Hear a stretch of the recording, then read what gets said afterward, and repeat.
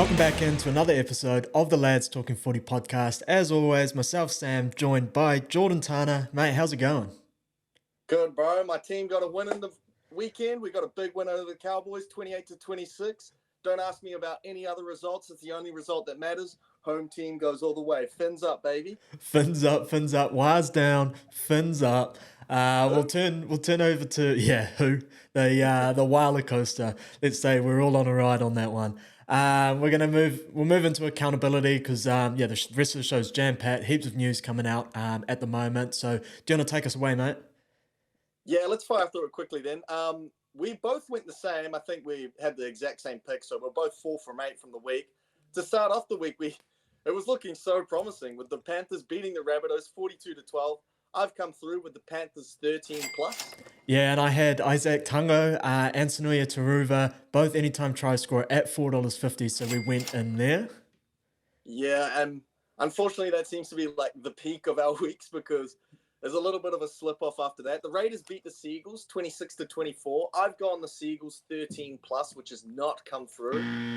Yeah, and I've taken a two-legger here. So Tommy Turbo, we get the tick there. Manly, 13+. We go down there at $3.50. And you might be fins up at the moment, wires down. I haven't got any team to support at the moment. They're both on a roller coaster. So, yeah, the Eagles aren't flying and the wires are down at the moment. Not good punting. Hey, I mean, you are living in Melbourne, bro. You could always hop on the lightning bolt to the top. Exactly. I might just have to hop the seats from that one. Roosters beating the Broncos in a team you could be supporting because they've been on a roll. 40-18 they won there. I've got the Broncos 1-12 at Suncorp. That has not come through. Yeah, and it seems to be a theme of the show for me as well. I've had Dom Young, anytime try scorer, tick there. Dean Mariner, anytime try scorer, we go down there at $4.50. Yeah, the gods still punishing you with the one leg miss, one leg hit. So, man, we need to turn this around. But we have here for me, Bulldogs beat the Tigers 22-14. Bulldogs -7.5. The gods have kind of been shining on me there because they've got through with 8 points.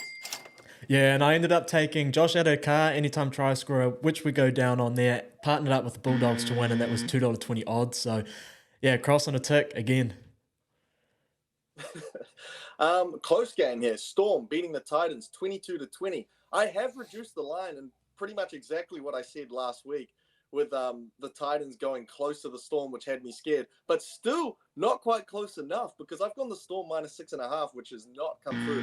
But it looks here like you've had a doozy to kind of help you out. Yeah, so playing it safe has come through for me here. We get the Storm win, we get a tick there. Ryan Papenhausen, he manages to cross over ultimately before he comes off injured. And Cam Munster in game 200, Mad Dog, he crosses in his milestone, and that was $7 odds. So we get a good pick up there, and it's another big 3 comes through for us. Very nice, very nice. And my team, like I said before, the Dolphins getting it done, 28-26. Unfortunately, I mean, I'm coming in here with big energy and claiming that the Dolphins are my team, but I haven't backed them, which has got me a miss in my in my multi. So Cowboys head-to-head into total points over 48. They did go over 48, but yeah, down with the Cowboys. Yeah, and I've ended up taking the Cowboys to win, which we went down on there, and Kyle Felt to score, which he went over, and that was $2.15 odds. So, yeah, down there again. Okay. This next game confuses me because it says the Knights beat the Warriors 14-8, but I didn't see the Warriors play this weekend. Did you? I had the TV on. It looked like there was a Wires jersey out there, but it's not one that I've been familiar. Well, it is one that I've been familiar with over the last 3 rounds. But yeah, it's one that we've come to known, and one that's from past times have come forward. Yeah, so it looks like I've done a bet for the Warriors, so I was aware this game was happening. It's gone down because they just didn't show up, so they didn't cover that -3.5 line that I went. Yeah, and look, we managed to get a tick and a cross in most of our same-game multis throughout this, but this one was just a double cross. Warriors win, DWZ to score. He had 2 disallowed, $2.33 odds there, but yeah, look, we go down, and we go down bad. Yeah, and I mean, us as Warriors fans are feeling a little bit double-crossed at the moment. Nah, I'm not going to give them too much shit. They're still my team, but it has been disappointing the last 3 weeks. The Sharks beating the Dragons, that's the fan base that's not disappointed. 20-10. I've backed the Sharks to go a little bit further than what they did. I've gone 13 plus, which has gone down. Yeah, and again, Sharks win, tick there. Mulatalo, anytime try scorer. He doesn't go over at PointsBet. Don't know how that happens, but $1.83, it looked like it was a bit of a lock there. We go down. Yeah, I think the rain really put him off. Torrential rain, so yeah, hopefully he gets through this week, because I think that's 2 weeks in a row that he hasn't crossed the line. So he's due, and it's locked and loaded. Yeah, I was wondering what your bets are going to look like this week. Yeah. As for the repeat set, I took Pappenhausen Storm win at $2.05. We go over there. 40-20s, Pappenhausen, Turbo, both get the tries. We're sitting there at $5.53 odds. All we need is the WAH-lers to win. I thought it was a lock. I thought, look, going into Newcastle is a tough ask, but we've had these shitty performances over the last 3 weeks. I count Manly as one as well, with the lead that we blew and gave up there and not being able to execute in Golden Point. But yeah, WAH-lers win. We don't go there. Yeah, and I was trying to tell Roy all week that, like, trust me, this WAH-lers team matches up well against the Knights. I know the Knights played real good, but this should be a performance where we turn back the clock and get back on a roll. And we just didn't, man. We're still struggling. I'll just go back to my repeat set bet because we missed that one. Panthers 13 plus. I've been going against the Rabbitohs and it's been hitting for me, so we're really back on track there. And then 40-20. I've had the same thing as you. I've gone a hit with the Bulldogs -7.5, a hit with the Sharks head-to-head. But your Bird gang let me down. -9.5. I've tried to take them there, and they well and truly had that up until about 30 minutes to go, 20 minutes to go, and then it just all fell apart. So, yeah, our teams are struggling at the moment, Sammy boy. Yeah, theme of the show, tick, tick, cross, or tick and a cross. My total units after that round, though, is, believe it or not, we are a plus 6.55. Obviously, the Mad Dog Pappenhausen Storm win odds brought us over there. So we're back in the green, and that takes our total units up to 64.88. So if you're a $10 better, that's $640 that you've got there, positive on the season. So like we say every week, back the lads, man. The best bets, they are hitting. As for the Telegram recap, where we do our free bets, if you haven't noticed already, I have moved from New Zealand to Aussie, and with that comes a little bit of an issue with confirmation or confirming details in your punting account. So I've been down on that over the past week. It's been very tough watching the footy and not having a little stake in on it. But we are back up and running, and we're on Sportsbet at the moment as well. We've got an account with them. So all your Aussie punters now that are listening in, give us a follow on that and copy our bets. So it'll be through the Telegram recap, and it will be also on there. Now we move into headlines. So Adam Reynolds has ruptured his bicep tendon. Surgery is required. Forgive me, I'm not sure if it's actually been done. I had a quick little look before we jumped on, and it sort of went through this, but recovery time is about 12 weeks. Now he's played 6 games this year. He's only finished 3 of them. Obviously, the Broncos without him for an extended time, but are we a little bit worried about Reno and the injury concerns that we have around his longevity? I believe he's picked up an extra deal with the Broncos moving forward, but to start this year, last year as well, it was a little bit of a concern. What are your thoughts on it? It's always been a little bit of a concern with me because Adam Reynolds has been injury prone throughout his career, and he's only getting older and older. He can't go back in time and get younger. Well, LeBron James has figured it out, but Adam Reynolds, I'm guessing, is not on the same supplements. It is very concerning because to only have finished 3 games and to have these injuries, like a bicep rupture, is maybe the sign of old age, the way he did it, because he just stuck his arm out, and it's not so much a freak accident, more than like a wear and tear accident that you can maybe put your arm in a funny position and then it just pops, like an Achilles or something like that. So, yeah, very concerning, especially if he got a long-term deal. He is an absolute gamer. He made a tackle, even with one arm, just like holding it down by his side and just kind of tucked it with his right arm. But, it is very concerning, and hopefully he can sort some things out because he is a very, very important part to this Broncos team who have invested in him for a couple more years as well. Yeah, I agree with you 100%. He's a very, very important part to this team. And for them to be without him for an extended period of time as well, it's not only the position on the ladder that they've got to worry about as well, but it's moving into their finals run come playoff time. Just in terms of the cohesion, he's going to be out of the squad for such a long time. He's obviously very professional at what he does in his kicking game, and he slots in perfectly there. But just to not be in and around that team, it's going to create a little bit of clunkiness for them come finals time. But yeah, a little bit weird as well that we're seeing two biceps go, Adam Reynolds and Jamal Fogarty as well. So maybe drop the barbells and maybe hit some push-ups or something. Now, there are reports surfacing that Fifita Pangai Jr. obviously will retire from boxing after this weekend, and the Melbourne Storm are interested in pursuing him. What are your thoughts if the Storm can pick him up? I mean, I've been kind of wondering what his status has been all year, because I know he's been doing this boxing thing, but I've always thought like he didn't he get a loss? He lost to someone, I think, in the boxing round. Yeah, and I believe this is the last fight that he's obviously contracted for. So once Yeah, that's said and done, I believe he did sign with one of the Broncos feeder teams just to make him eligible for NRL this season as well. right, So right. he's putting his ducks in a row.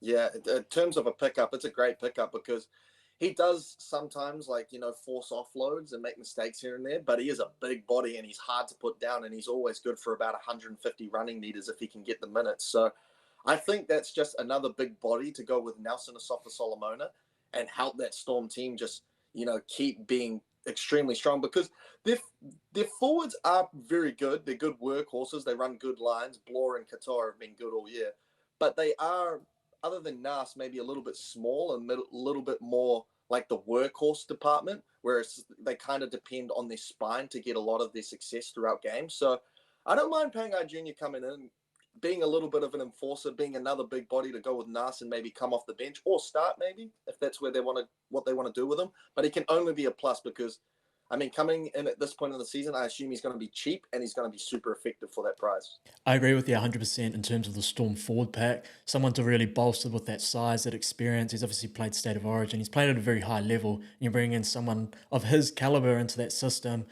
It was rumoured, obviously, that it was going to be the Broncos to begin with. He is very close with Payne Haas. But when you look at the Broncos Storm and you look at Kevy Walters and you look at Craig Bellamy, if I'm Tavita Pangai Jr., I think I'm going to the Storm so I can learn off Bellamy, get into that Storm system and just develop my game a little bit more. Maybe it's not something that will happen long term, but I mean, we saw it with him with the Panthers. But yeah, invest yourself in the Storm. I think it can only do wonders for his career. And it'll be interesting to see where he goes, because whatever team picks him up or picks his services up, as we lead towards this playoff run, is just going to bolster that roster as well.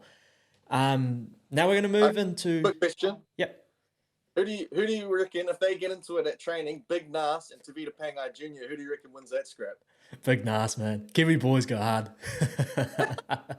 Yeah, I don't know. TVJ is obviously is coming fresh out of the boxing ring. But yeah, Big Nas, man. I reckon he's got some power to him.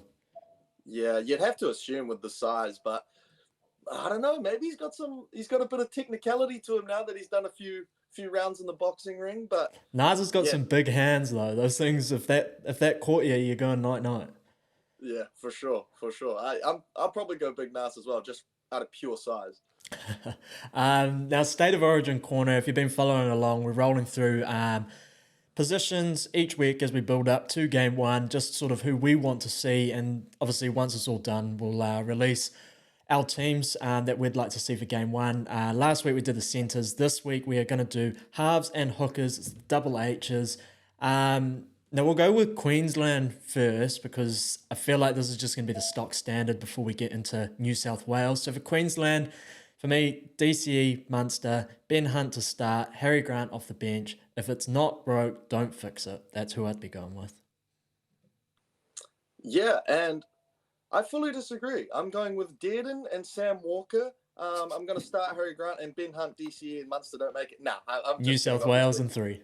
Yeah, exactly. I'm trying to write the letters on the wall so that we can get a winner here in New South Wales. But no, I'm actually kidding. I absolutely agree with you. If it ain't broke, don't fix it. They've proven that it's a method that works.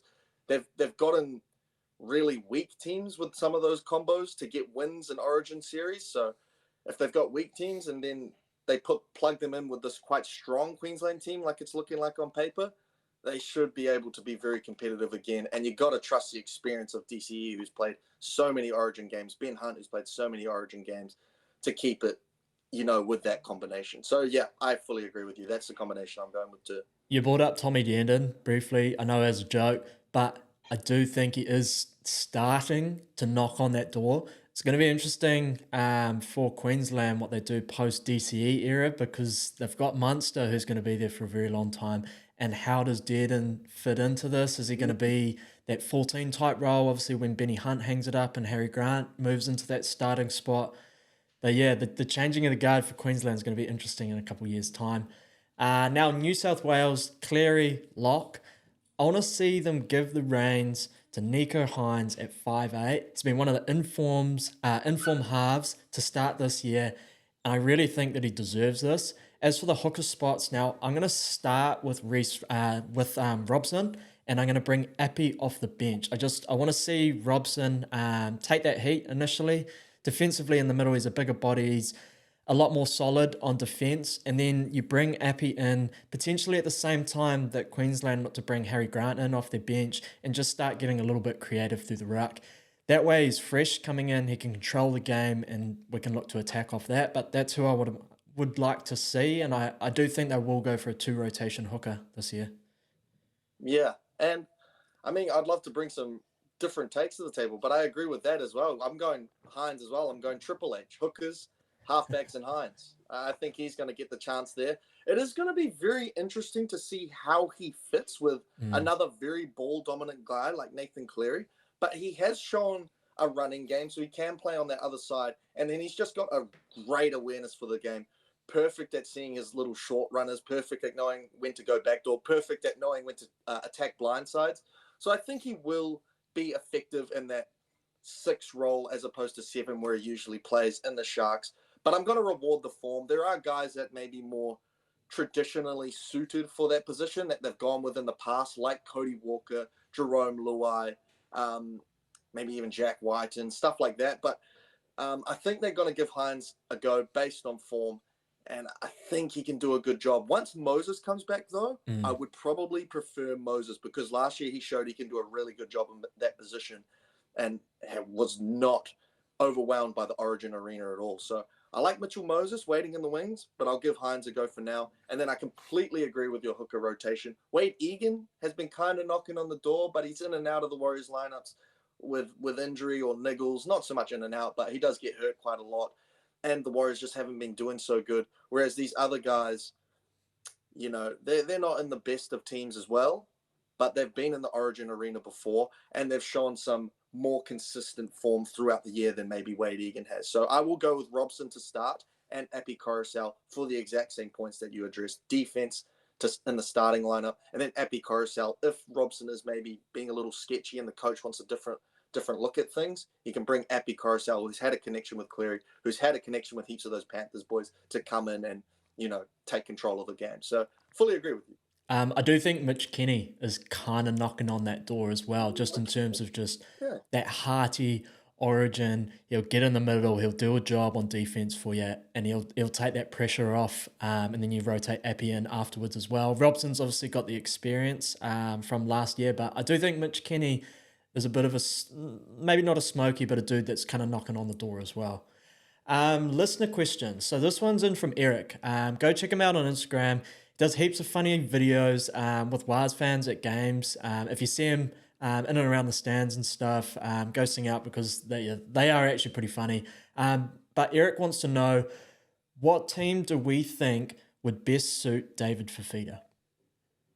Ooh, very interesting question. Now, and there's obviously come to light this week that the Panthers have had a meeting with him. The Roosters have put in their offer. The two that we said last week, they've got some money to play with now. And obviously the Dragons, they love being that sloppy second, kind of just, we'll throw our name in there. So those are the three that are obviously well known after David Fifita. Yeah.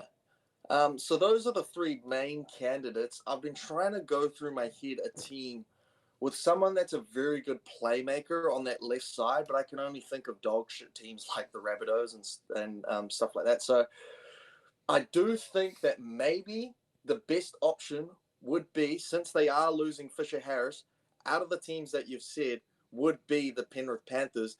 And I would maybe even consider him jumping over to that right side and having a go over there, maybe swapping him and Liam Martin, just so you got that Cleary and Fifita connection, because that just sounds so deadly to me. That's probably what I'll back as the best option, but David Fifita has been in fucking insane form coming off the bench or starting for the Titans. He's kind of stuck over there in a not so good team, and he's not getting recognized as much as he should be because he's been the man all year. So yeah, I'd say the Penrith Panthers get a little bit of light on him as well. Yeah, I couldn't agree with you more. He's been killing it at the Titans at the moment. It looks like he's just playing against kids whenever he comes on.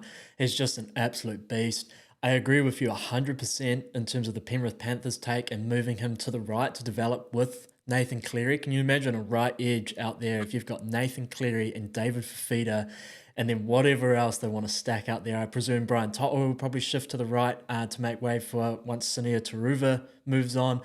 They'd be getting one back on the league. There's so often that we see these guys move on from the Panthers, and just for the Panthers to take one back from a team as well is I would love to see it. And in terms of Liam Martin, I reckon he could potentially even shift into the middle as well with Fisher Harris moving. I think Leota is going to be obviously the dog in there, but Liam Martin is the dog himself, and I think he could hold his own in the middle there. But like you said, if he ends up moving out onto that left edge as well, but Nathan Cleary, David Fifita on an edge. Oh my God. Yeah. Eric, you're obviously a massive Wires fan. Imagine him on the Warriors.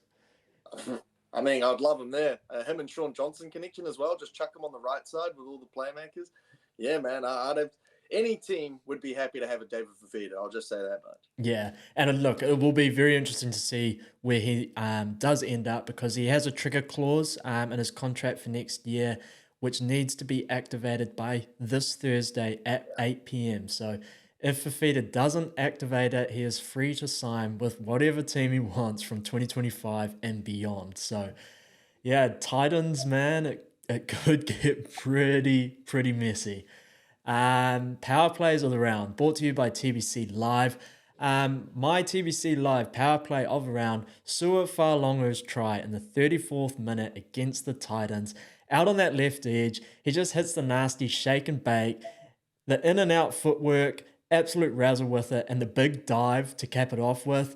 I know Pappenhausen's going to be out for a wee while with that foot injury, but Sua Fa'alongo is knocking on the door of a starting spot in the NRL. He's going to get his time. We're going to see him now consistently over the next couple of weeks. It's going to be interesting to see what he does. Every time he touches the ball, it's electric. I want to see it consistently, but what a power play from him. Yeah, that was an amazing try. And it could have been so easy for the Storm this week to just revert back to what they were doing last year and just name Nick Meaney at fullback and have Fa'alongo come off the bench or not even be in the squad. But I'm so thankful that they've rewarded him with an opportunity in a very big game against the Sharks as well to play at that fullback row and to show the full potential that he may have. So did I see somewhere he has signed with them until like 2027 or something as well? Yeah, he signed a 5-year deal with them. We put that up, mate. Yeah, he's signed a long-term deal with them, which was interesting because they re-signed Nick Meaney long-term and they've obviously got Pappenhausen as well, just to see how they juggled it all, if he'd end up being like just that 14 role that just comes in and just explodes for them. But yeah, look, the Storm, they did lock him up. Yeah, okay. So there's no other teams that are going to be looking at him. These are Storm's future players. So, yeah, but I just hope he gets opportunities with the Storm because he is a star and he's got superstar potential and he just moves so well and so fluidly with the ball. So, yeah, hopefully he shows out this weekend. A guy that's kind of been showing out ever since I said maybe he doesn't quite deserve the money that he's getting for the Tigers is Sania Taruva because he had a fantastic offload back in the field. In their game against the Rabbitohs where they won 42-12. He did a little goosey to get around Jacob Host, and then it looked like he was going to get bundled into touch by two guys with no worries whatsoever. But then all of a sudden, the arm from the little fella just comes over the top and flicks it back inside to Luke Garner for his double. I thought that was an amazing offload to keep the ball in play and to help the Panthers score a try. So, Sunir Taruva, I'm sorry, man. You get your money. You deserve every cent of it if you're going to be pulling off plays like that every week. Pretty crazy. I'm excited to see what he can bring to the Tigers because he's obviously in this Panthers system at the moment where they do express their flair in that, but I can imagine he's on that Tigers squad. We're going to be seeing some pretty magical plays from him. Performances of the round. Now, I believe we've both gone chooks here. I'm taking Sam Walker, obviously in the Roosters, 40-18 win over the Broncos at Suncorp. Now, yeah, that is over the Broncos at Suncorp. He finished with 12 points, 67 off the tee, and 280 kick meters. That was sort of all the stats there. But the bearded Walker is now 2-0, and he's taken the reins, and the attack is flowing so well. Teddy and Manu, they still got their touches, and then you got to see everything that you wanted out of them. It didn't look clunky, which I really, really liked. And like you said, off the back of the Connor Watson point last week, it really flowed, and I'm liking what Walker's doing. Now, last week against the Dragons, I guess you could sort of expect that, but 40 points on Brisbane at home, you're 21 years old, you got a nice little beard that's starting to develop. Sam Walker looking very, very good. And if the Roosters continue playing like this, look out the rest of the competition. Yeah, Sam Walker, I've always known him as like the little kid of the NRL, like a little dweeby looking thing, but he's able to grow a beard before I can even grow a beard at 29 years old. So something's definitely not wrong here. That's why he's playing so good. I need to grow me a beard and then I'll get back on the footy field. He's on the HGH. Yeah. He needs to get a random drug test after two of the best games of his career. I'm going to couple for my performance of the round. I'm going to couple your Sam Walker performance with a guy that kind of has been attributing to maybe Sam Walker playing as well as he has, because I'm all in on this Willie Mason take that Connor Watson helps the offense flow a little better when he's playing at 13, because he was absolutely outstanding in the game that you mentioned as well, 40-18 over the Broncos. He ended up with 91 fantasy points, 1 try, 119 run meters, 1 line break, 2 line break assists, 1 try assist, 3 tackle breaks. This one's a good stat. 54 tackles, only 1 missed tackles in a full 80-minute performance. And, bro, he's been an absolute weapon since taking over the 13 role for Radley. And I see they've named Radley at 13 this week. I was actually really hoping that they would stick with Connor Watson and maybe move Radley to second row and have like a little bit of a mix-up in the Roosters forward pack, or maybe even just have him come off the bench, because Radley is a good impact player. He can come on, put on big hits, throw his body around, maybe get a yellow card. I thought they should have stuck with Connor Watson because he was amazing there. He isn't as ball dominant, which is what Willie Mason has kind of been saying about his play and why it works better with him than Radley. And I kind of agree, but he still has so much energy and such a high work rate, and he's always putting his hand up for runs around the field. He's 80 minutes, has energy throughout the game, can play hooker as well, with Brandon Smith not having the same gas tank and maybe needing a rest every now and then. And then he just always is putting in his best effort on defense, which you can see with the 54 tackles and only 1 missed tackle. And he always puts his hand up to shoot up and try to put pressure on the big guys like Payne Haas. He's not afraid of attacking the big guys and putting his hand up for a lot of work. So I've been really impressed with Connor Watson. I hope he gets a lot of minutes this weekend, because I think he can really change the game. And if he doesn't get a lot of minutes, he's going to be a very effective spark for them. Hopefully not too effective because they're facing the Warriors. But yeah, Connor Watson, shout out to how you've been playing, man. I agree with you 100%. I'd like to see him get some extended minutes off that bench role and sort of give the Cheese that initial break, but then give Radley that break and continue through the middle. Maybe it might be at the back end of the half where you take Radley off for a little spell. He's absorbed that heat early on, and then you can just play through Watson and let the attack flow from there. It'll be interesting to see with Robbo, or what Robbo does with them.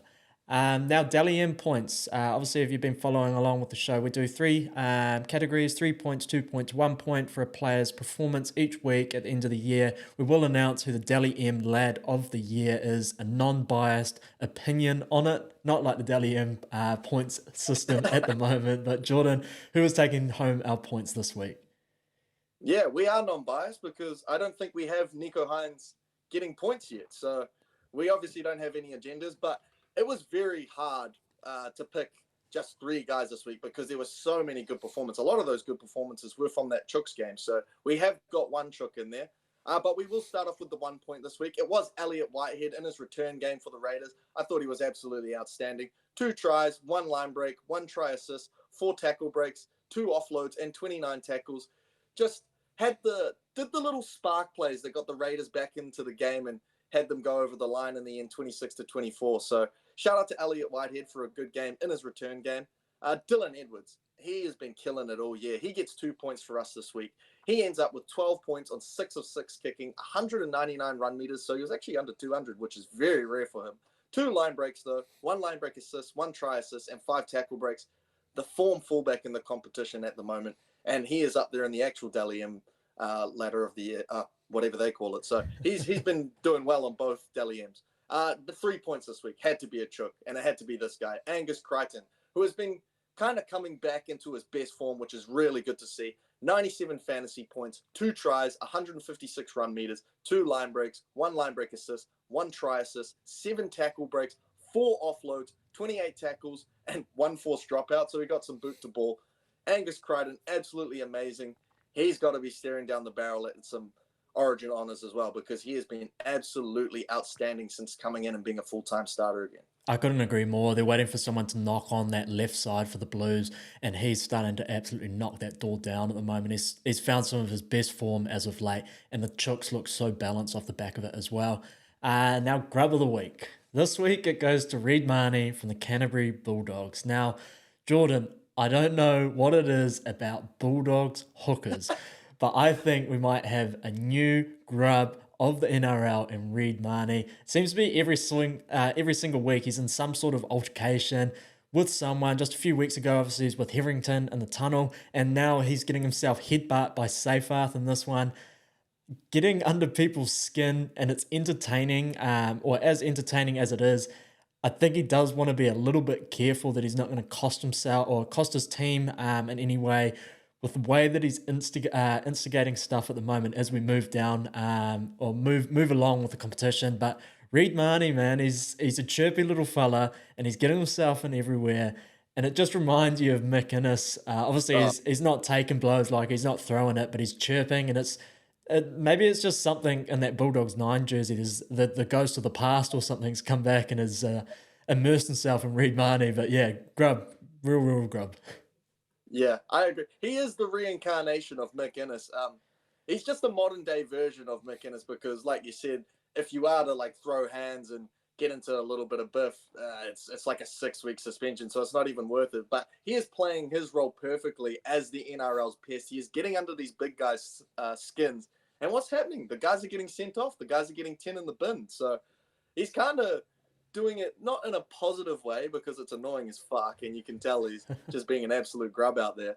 But he is using it to help his team out. So great job there by Reed Mahoney. Another guy who has been sort of carrying similar traits to Reed Mahoney this year in terms of being a pest and really aggravating his competition is actually a winger. And I think Ronaldo Mulatalo has been really good at getting under people's skins, and he was really giving it to Ravalawa this weekend, yelling at his face, point blank in his face, almost got the locked and loaded Ravalawa hook coming out. So Mulatalo, another good pest in the NRL. Yeah, that was cracking me up when he was spraying him on the sideline. I think it was either Ravalawa had knocked it on or he'd pulled him into touch or something, and Mulatalo was getting up and he was giving it to him, man, and he was still chirping on the way back. And yeah, Mulatalo, big mouth Mulatalo out there. And then, run back to your wing.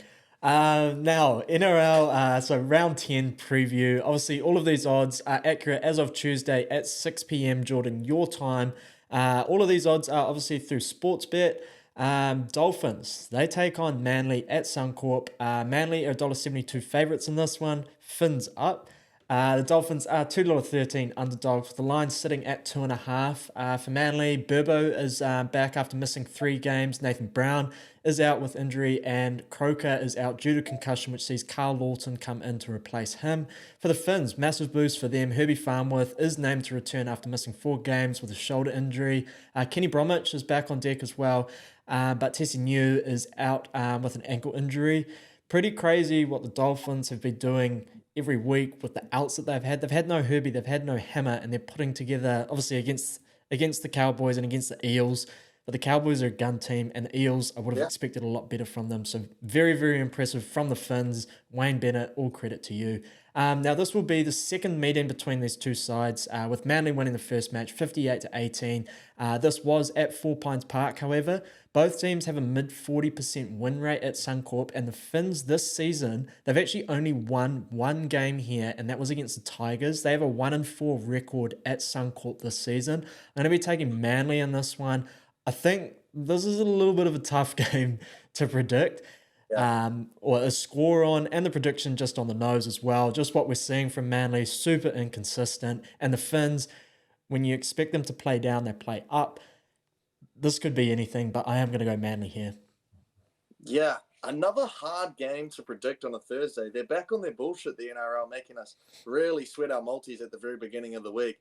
But yeah, I agree with that last take you made, because I think it'll be somewhat close if the Dolphins win. But if the Seagulls win, I don't know how they're going to win, whether it's by heaps or whether it's by a little bit. I could see them blowing the doors off, or, having a competitive back and forth scrap tri-fest. So, and saying that, you should probably favor the Seagulls, right? But I'm wearing my Dolphins kit, so I'm actually going to back the Dolphins to get it done. I think they're good value at underdog money. You can kind of wash the last meeting between them, because the Dolphins had an absolutely abysmal lineup. I saw it was like Tafade at 13 and stuff like that. So I'm going to wash that result, because their team looks very strong on paper. They still miss Hammer, but with Farmworth coming back, it's looking like a very strong squad, and a squad that's already been doing well this season. Whereas the Seagulls lose a very key piece in Lachlan Croker. And I think Nathan Brown has been really good with some of the most intimidating back fences in the NRL so far this year. So they're going to lose him as well. And they still have Olakau'atu out. So a few key pieces missing there. Seagulls, dangerous on attack, but they still concede points in bunches, conceding 20 straight points last week in their meltdown against the Raiders. Where if the Dolphins have been a little bit more well-rounded and showed last week that they can deal with a good attacking team in the Cowboys, which the Cowboys share a lot of similarities with the Seagulls. So I like that performance going into this one. They could have easily won 7 of their last 8 as well, but they failed to finish opportunities against the Knights 2 weeks ago. So the Dolphins are low-key rolling. Would I be surprised if the Seagulls come out and, do a decent jobby on them? No, but I do think as underdogs, the Dolphins represent good value. So I am going to take the Dolphins here. I'm going to do a bit of a double bet. Dolphins 1-12 and total points over 47.5 for $6.69. I think they can go over the total points, because this is one of the only games where the weather's meant to be kind of clear up there at Suncorp. And both teams love to attack and throw the ball around and test the edges. So I can see a good tri-fest. And I'm going to say the Dolphins get it out as the underdog. Juicy odds. Favorable number in that one, $6.69. Now, when they last played Turbo, he obviously had a double. Saab had a double. I'm just going to go Saab 2+ here. And if he's going to be scoring 2+, I think the Manly are surely winning this one. So I'm going to just take them head to head, and that'll give you $6.75. The Panthers, they take on the Bulldogs at Bluebet Stadium. The Panthers are $1.15 favourites. The Bulldogs are heavy $5.50 underdogs with a massive line at 15.5. The bookies disrespecting the doggies with these big lines. We saw it again with the Storm a couple of weeks ago. I can see you smirking in the Windsors there. Maybe we've got a quick early on the nose for your best bet there. But for the Panthers, Cleary, he's obviously back after resting last week. Isaac Tungo is out though due to suspension, which sees Alamonte come back in. Alamonte has been fantastic. I wouldn't say like for like, but he's been carving up out there whenever he's got his chance. Bulldogs, unchanged 17 for them after last week's victory against the Tigers. Coming into this, the Panthers are completing at 78%. The Bulldogs are at 77% on the season. The Panthers are scoring an average of 23 points and conceding an average of 15. The Bulldogs are scoring an average of 20 points and conceding an average of 17. So these are very, very even when you look at it like that. At the venue, the Bulldogs have a 36% win rate and have lost their last 6 games in a row against the Panthers and lost their last 5 games in a row against them at Bluebet Stadium. For some reason, I really want to take the Doggies in this one. I think this is kind of just one of those things. Burton, kick out, Stephen Crichton coming back against him into Bluebet. It's just got a bit of a weird feeling about it, but I'm going to stick safe. I'm going to go Panthers, but man, this could be anything. Yeah, so I agree with you. I am going to take the Panthers head to head. They have Cleary returning and hopefully fitter, so that is always a good sign for them. And they have looked really strong again this year, if we're being honest. But they haven't looked unbeatable, I will say that much. And they have lost a game and come close to losing even with Cleary in the lineup. So just because they got Cleary doesn't mean they're invincible. And the Bulldogs have been rolling, and I find this line super disrespectful, as it was a few weeks ago. They've got pretty much a full strength team with Preston returning on the bench as well. So, man, the Bulldogs, I hate what the bookies have done here because the Panthers should probably win with Cleary coming back at Penrith, and they always have the potential to win well. But you got to take that Bulldogs line sitting at 15.5 shot, given the form that they've shown. They've won 3 of their last 4, and they're averaging 25.5 points per game in those wins. And it includes a near loss to the Storm and a win over the Roosters. So it's not like their competition has been weak either. So I'm going to back it. I'm going to back the Bulldogs plus 15.5 line for $1.90. I think they can cover. And maybe your worst fears could come true as well. They could even win it maybe if Berto shows up and Kickout shows up and all the former Panthers, get their tails up. Crichton as well. Anything could happen. So I'm going to back that line, 15.5. Yeah, the Pan Dogs, they're coming to town. Now, I'm going with a classic here. Josh Adokay scored 2 the last time that they played them. The Panthers have conceded 5 tries to left wingers this season. So Josh Adokar, partner that up with the Panthers to win, and that'll give you $3.60.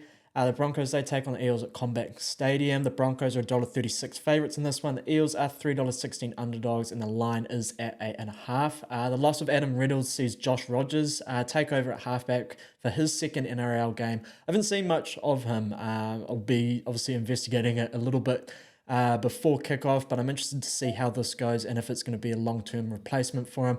And Corey Oates comes in to replace Jesse Arthurs after he decided to line Dom Young up on the wing, shootout and cop one there.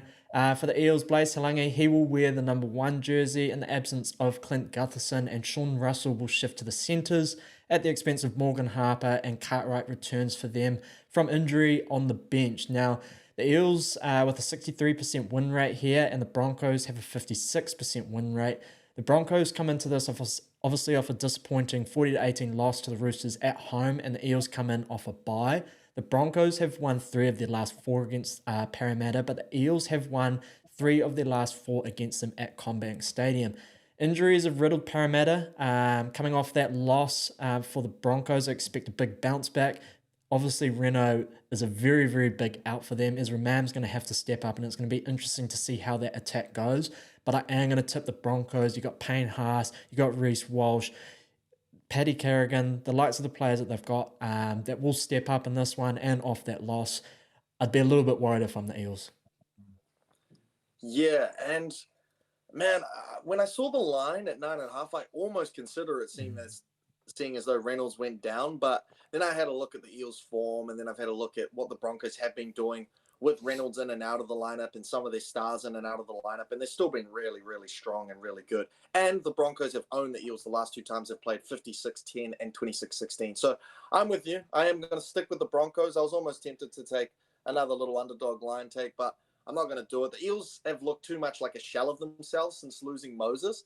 And now the heart and soul of the team and Clint Gutherson is out as well. And it's leaving you a very young and very inexperienced spine, which is never really the best sign for a team. And the Broncos still looked kind of deadly for about 50 minutes of that game against the Roosters. They just were really pushing passes and blowing their opportunities. And I expect Reece Walsh to kind of dial back some of his erratic play that he showed against the Roosters. I mean, I wouldn't bet on it, but I also don't trust this young Eels team to be able to capitalize on some of the mistakes that he can potentially make. So I do think it is the omen for a Broncos bounce back. The Eels forwards are still really strong, so I do worry, but they've lost 4 of their last 5, and they've conceded over 33 times and over 40 twice in that span. So give me the explosives Broncos. It is meant to rain, so I'm not going to go 13 plus, believe it or not. I'm actually just going to go Broncos minus 9.5 at $1.83. That rain factor just gives me a little weird feeling given that the Eels forward pack is strong, but I do think the Broncos can win comfortably. Well, I'm going against you here. If it's wet, players are going to be slippery. Dean Mariner scored a double the last time that they played, and the Broncos won 13 plus. I'm just going back there again. Dean Mariner, 2 plus, Broncos, 13 plus. I think Reece Walsh, bounce back, wet legs, flying along, electric, cutout balls. It's on Dean Mariner's side. Yeah, look, $7.50 odds. I'm going for a big punt in that one. The Tigers, they take on the Knights at Scully Park. The Knights are $1.60 favourites here. The Tigers are $2.34 underdogs, and the line is at 2.5. For the Tigers, Sullivan takes over at halfback and replacement of the suspended Aiden Caesar. Appy's back. Stafford Toa is back in the centres, which sees Naden shift to the wing, and Ae Marlo, he drops out. For the Knights, they get a big bolster in Frizzell and Jacob Saifidi return, which sees Dylan Lucas move to the bench. Terrible win rates for both teams here. I'd be tempted to pick a draw off the stats. The Tigers have a 1-4 record. The Knights have a 1-2 record. There's only 2 games that have been won here by either teams, respectively, at Scully Park. The Knights have won their last 4 games in a row against the Tigers, though. But I'm going West here. Some average performances from them lately, but they're just one of those teams. They're a roller coaster that you got to ride, much like I think Newcastle are. Newcastle, they obviously grinded out a win over the Wires last week. They toppled expectations the week before that. I just feel like they're going to hit a lull, and I feel like the Tigers are going to rise. I'm going to back them to win. Yeah, I don't hate it. I don't hate it because when I first saw this game and the odds, I really wanted to pick the Tigers. But there's just some red flags that are making me stick with the Knights in this one. The whole game's red flags. It is a red flag, and I love your take about the draw. I was also really considering the unders for total points, but they had it abysmally set at like 43.2, and I was like, a little too low for me to ride. So I will just back the Knights here. The Knights have won both games last year, 34-18 and 14-12. So that 14-12 might be, a situation we see in this one. The Knights still miss Ponga, but they have the same team that has won the last 2 games against the Dolphins and the Warriors, whereas Tigers lose their conductor in Caesar, who has been kind of like the conductor. Like I said, he's been helping the team get around the field, and he's been making great plays. And Aaron has been a diehard Tigers fan his whole life, and he says whenever Sullivan is in the lineup, he picks against them, because I will agree, Sullivan doesn't have the same ability that Caesar has in terms of controlling the game, and he can be a little bit erratic, and he is still quite inexperienced. So I understand the take. The Knights have really locked in on defense as well in the last 2 weeks, holding some usually good attacks in the Dolphins and the Warriors to 14 and 8 points respectively. I know the rain might have had something to do with it, but still very impressive. And the Tigers can't score at the best of times, losing their last 5 and averaging 11.6 points per game during that run. So in a game that's meant to rain like this one is, I think Sydney's meant to have a little bit of sketchy weather. I think the Knights showed last week that they can play in those conditions. So I will back the Knights here. I will say they cover an extended 4.5 line at $2.05. I just did that because I was like looking at my bets, and I was like, let's get one over $2. So I've gone the Knights minus 4.5. So hopefully it's not a 14-12 win or a draw or something like that. Nice. Yeah, look, as soon as I saw Brett Naden shift out to that left wing spot in replacement, I just thought the best bet for this one is a shoe-in. The right winger for the Knights has scored 7 tries in the last 4 games against the Tigers, and I'm going with the classic. If you want to go Henry Tuala into the Tigers to win at $5.25. The Dragons, they take on the Rabbitohs at Jubilee Stadium. Now, if I said this to you at the beginning of the stadium, would you have believed me? The Dragons are $1.61 favourites here. The Rabbitohs are $2.33 underdogs, with the line sitting at 3.5. And the team news, Latrell returns. They're still underdogs in this one. Murray, Gray and Hawkins all out with long-term injuries for Souths. It's just getting worse and worse each week. Dion Taupai, he will make his NRL debut at halfback, the third number 7 to take the reins at South Sydney this season. Havili, he starts at lock in Murray's absence, and for the Dragons, Sully returns. Lomax shifts back from the centres to the wing. Now look away, South Sydney fans, or block your ears. 1 win this season, and Juju Dragon is back. It seems to be wherever the Dragons go, this Juju thing comes up again. 33% win rate here for them. 3 wins from 9 at Jubilee Stadium. The Dragons have won 2 of their last 3 games against the Rabbitohs, and they won their most recent meeting here at Jubilee Stadium, 36-30. Mad Dragons, get up. I'm going all in. I mean, hey, if it ain't broke, don't fix it.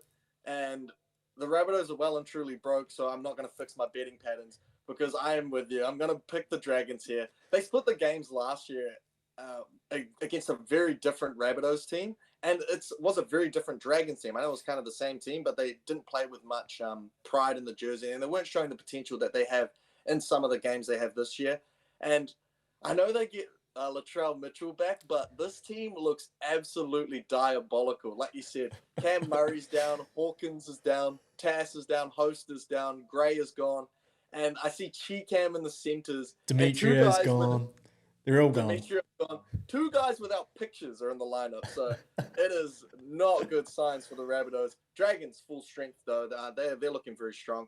They've done it tough the last 2 weeks, but they've won 4 games this year, and that includes destroying the Warriors and beating the Seagulls. So those are two pretty good wins. Maybe not the Warriors at the moment, but those are 2 pretty good wins. Rabbitohs have done it tough all year, though, so I can't really pick them in this one based on form. They're winning just 1 game and conceding an average of 36.5 points per game and scoring just 15.8. So I'm going to keep backing teams against the Rabbitohs until I see something different. It doesn't change here. I'm going the Dragons 13 plus at $2.90 to get a comfortable win at home. Yeah, that old saying, your best ability is consistency. Oh, sorry, consistency is the best ability, and that's what we're doing with our betting. Tyrell Sloan, he has scored in every home game this season. He also scored in the last meeting between the two of them. Partner that up with the Dragons to win head-to-head, and that'll give you $3. Fire up, Dragons fans. This is a doozy. Now the Storm, they take on the Sharkies at Amy Park. The Storm are $1.72 favourites in this one. The Sharks are $2.13 underdogs with the line sitting at 1.5. I expect those odds might change. The Storm, Jerome Hughes, has been left out after playing through a calf injury last week. He has been replaced by Tyrone Wishart, which sees Mad Dog Money move into the 7 position as well. Far longer, he's going to get his chance at fullback following the injury to Pappenhausen. For the Sharkies, only change for them, Royce Hunt comes in to replace Toby Rudolph, and Teague Wilton is good to go. 46 meeting here between the two. The Storm have dominated them, having won 29 of those total matches. Both teams have only lost 1 game this season, and both of them actually lost in round 3. The Sharks to the Tigers and the Storm to the Knights. Little stat, in the last 3 years, the Panthers, who won the premierships on those years, lost in 2 separate occasions throughout the regular season to the Tigers. 1 last year and 1 in 2021. So the Tigers beat premiers. If they're beating you, Sharkies fans, you should be a little bit celebratory on that one. But now the Sharks, they have a 14% win rate here. They have only won 2 of their 14 games here at Amy Park. The Storm have won 6 of their last 7 games against the Sharks, and their last 5 games at Amy Park have been 13 plus victories as well. I'm gonna stick to the stats. Melbourne at home is just different. I know all the changes, blah blah, that come along with it, but the Storm, I think it's 15 straight victories in a row that they're going for now. It's just a weird kind of feeling. I'm actually really looking forward to going along to it and seeing what it's all about at Amy Park. Absolute doozy to get in here, the top of the table clash for my first experience of it all. I'm going to go Storm in a tight one, and I'm going to buy a jersey on the way there. There you go. There's your new team. Seagulls done. Warriors done. That's cool that you're going to go to that. That'll be a sick experience because this is the game of the round for me. Both teams 7-1. Both teams tied at the top. It is a little unfortunate that the Storm are missing, 2 key pieces to their OP spine in Hughes and Pappenhausen. But it is also really cool that Farlonger gets a shot at fullback. So that we will see still a very strong Storm team. The Sharks are still waiting on Trindle as well, but they're pretty much at full strength as well. So with some injuries and some stars gone, it is still a very, very titanic clash.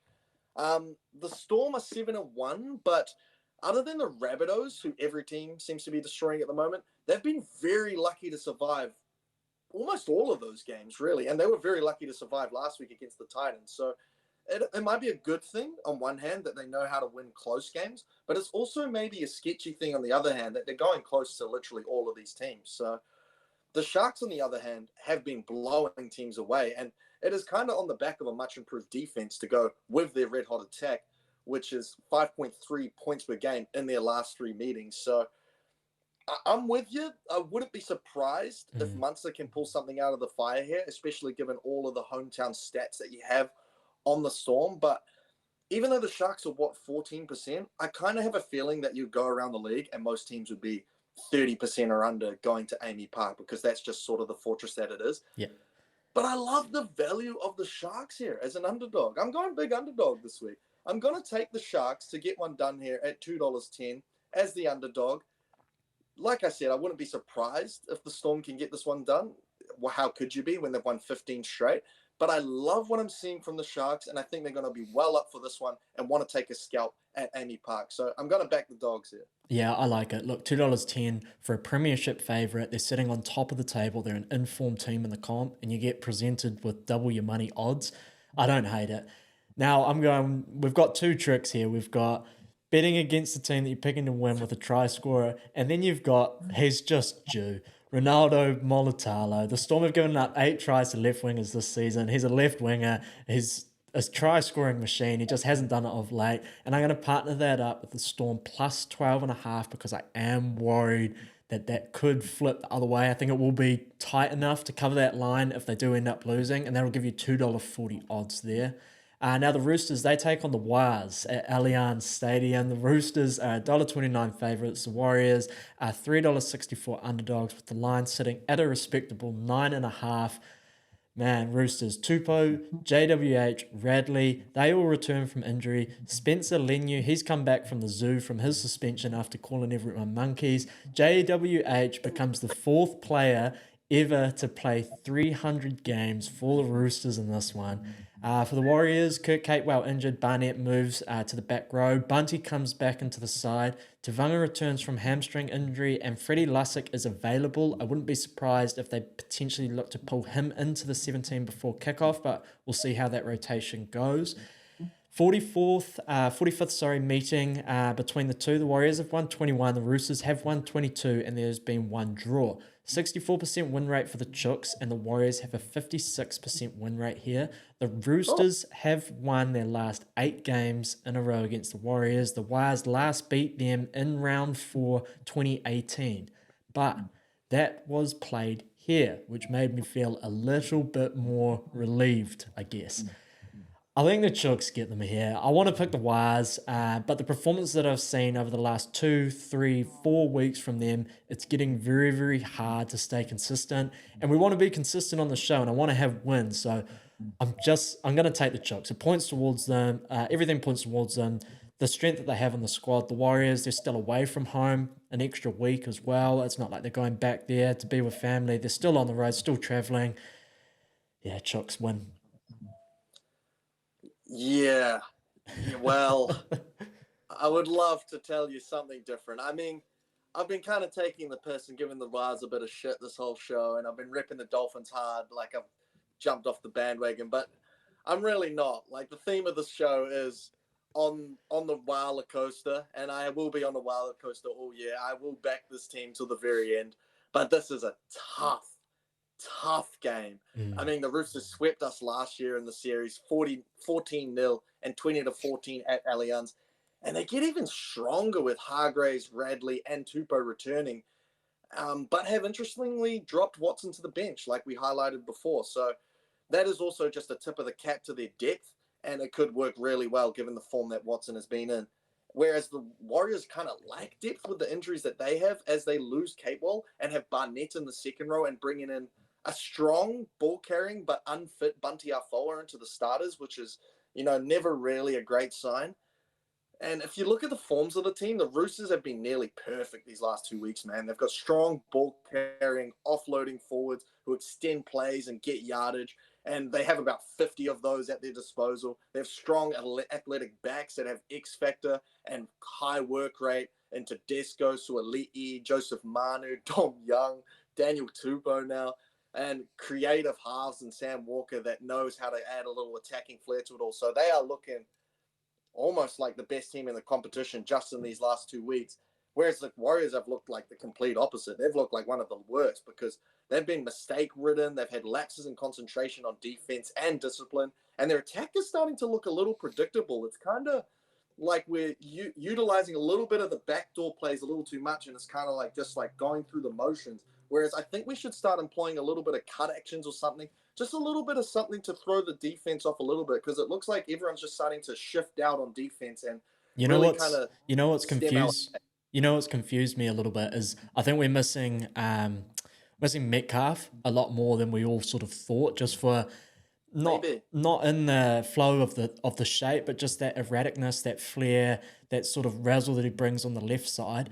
But what we did to the Rabbitohs, I believe it was round 4, through the middle, and we just haven't seen it since. We said after we saw that performance just how impressed we were that we got to see a different layer to the shape and the way that they sort of just played through the middle, and we've got the forward pack to set that platform for them. But like you said, it's just a one-trick pony at the moment out there. It's just right side, and we'll flip it to Tuivasa on the second tackle, and he can run infield and set us up for the right side. And maybe that's a little bit on Egan as well. Like Egan hasn't been testing the ruck as much as he was in that game and earlier this season, and it's kind of showing because AFB has still been a monster. Mitch Barnett has been really good, and we're still getting up and down the field. But there's none of that, just break the game completely open and get tries off the back of just line breaks through the middle and stuff like that from 40 plus out. So yeah, there is definite problems and questions with our attack at the moment. But in saying that, I did mention how good we've been through the middle. We're still strong with AFB. And the Roosters, they've looked so good, but they've still lost 4 games this year, and you can't ignore that. So I've actually, with my best bet, okay, so I am backing the Roosters in my tipping comp. Sorry, everyone. I will be going with the Roosters. How could you not with the way they've been playing? But I have found a way to back the Warriors kinda here. I've got Dom Young, anytime try scorer, into Warriors plus 17.5 to get within that line at $3. I think they can make it close. If you look at their last 2 games, it was 14-0 and 20-14. So that is within 17 points. So I'm just going to back that they can at least make it competitive and potentially win with Dom Young scoring a try on Montoya's side as well. So yeah, somehow found a way to still get the Warriors in a positive bet there. I like it, and you've juiced me up a little bit. My best bet for this game was Dom Young and the Roosters to win at $2.05. So I like what you've done. You've increased the odds a little bit, and you've backed the Warriors to keep it close with a tidy 17.5 line. Now the Titans, they take on the Cowboys at Seabus Super Stadium. The Cowboys $1.65 favourites here. The Titans are $2.25 underdogs with the line sitting at 2.5. Boyd is out after suffering a wrist injury in last week's loss. Randall is called up into the 5'8" role, which sees Verrills start at hooker. Fodawaker returns, and Keanu Kinney has been included on the bench. I guess this is just a blanket for Desi Hasler in case it's not working there. We can bring Brimo into 6 and put him in at fullback. For the Cowboys, Townsend replaces Clifford at halfback, which is the only change for their 17 after the loss last week to the Finns. Disappointing season for both teams. The Titans have been building though. They've been very competitive in their last few games, and I've liked what I've seen. Both teams have a 40% win rate here at Seabus Super Stadium. Always cracks me up when you see the 40% win rate at home for the Titans. The Cowboys have won 4 of their last 5 games against the Titans, but the Titans have also won 3 of their last 4 games against the Cowboys here at Seabus Super Stadium. I'm just going to stick Cowboys here. I think when you look at the teams on paper, you're looking at where they're playing in Brizzy. It suits the Cowboys and it suits the squad that they have, and I'm just gonna back them.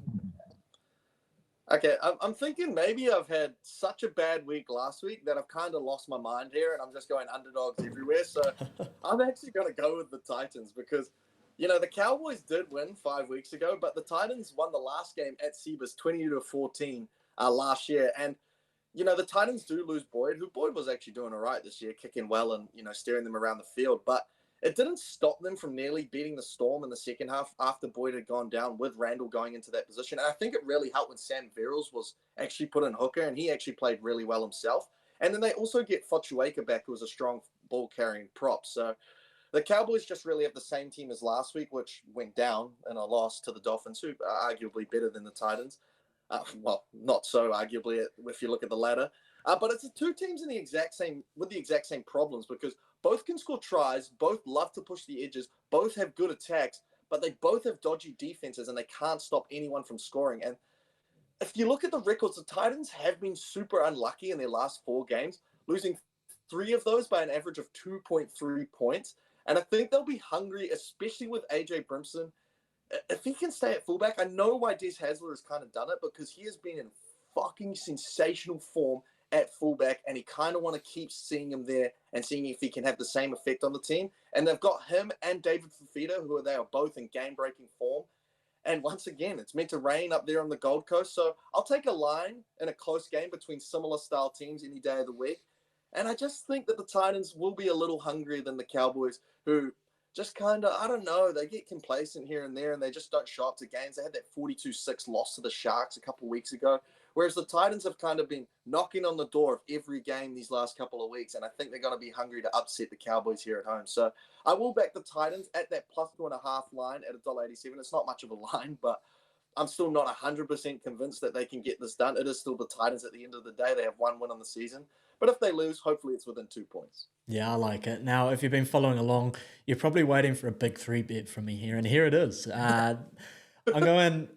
Now I've got 2 try scorers here in the 3-legger, and just the Cowboys on the nose.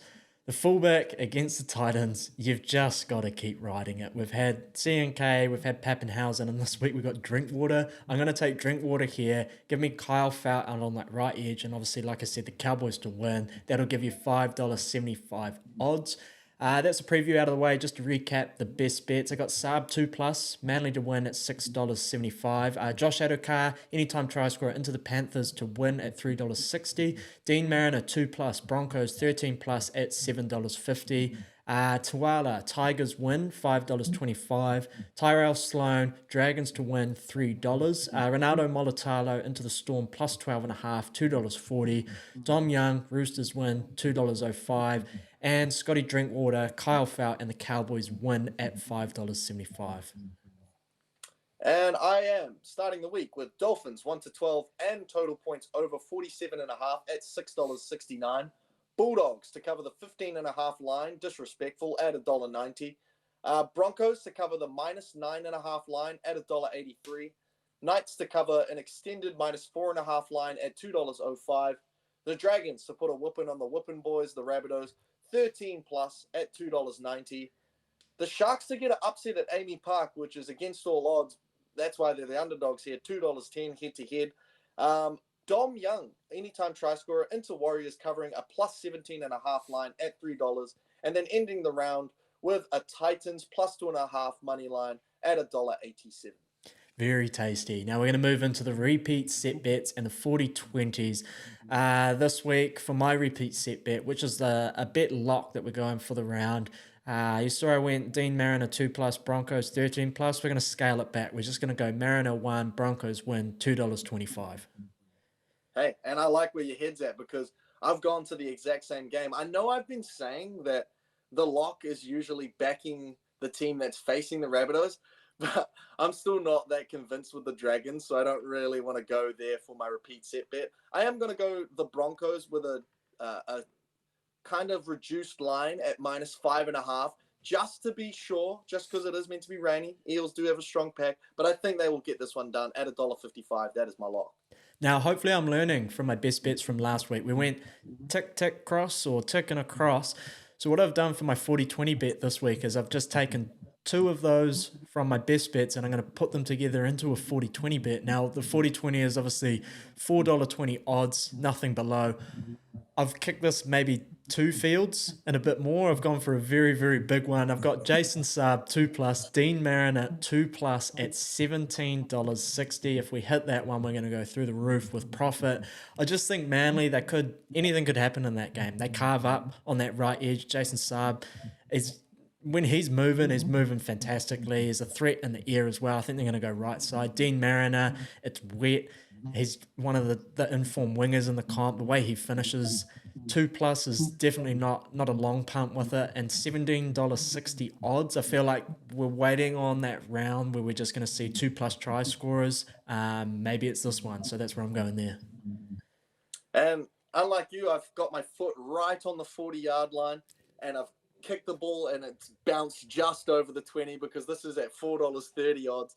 I've kind of scaled it back from 3 bets down to 2, because we can't get anything over the line at the moment. So We're just trying to get this one on the nose here. We've got the Knights -4.5. I think they can beat the Tigers. I don't know. It is icky, but I'm pretty sure they can do that one there. And then I've got the Sharks head-to-head. So it's just a two-legger. They're both risky, but if both of those results come in, I should get my first 40-20 bet over the line, and it should be happy days. Tasty. I'm feeling lucky this week, Jordan. I'm feeling lucky. That concludes another one. The WAH-ler coaster. We're riding it at the moment. Hopefully, we'll be hopping off the ride and hopping onto something a little bit more positive, maybe a log flume on our way to our first premiership or The something. Fearful. We're going up. We're Yeah, going the up fearful. Yeah, and then we'll drop at some point in a couple of years' time. But yeah, like we say every week, subscribe to us on YouTube if you're watching this. Leave us a review on Spotify. Follow us on Sportsbet. Aussie guys, if you're listening, we're going to be up and running on that as we start to branch out. But nonetheless, we'll see you guys all next week. Enjoy all the footy. Peace. Fins up.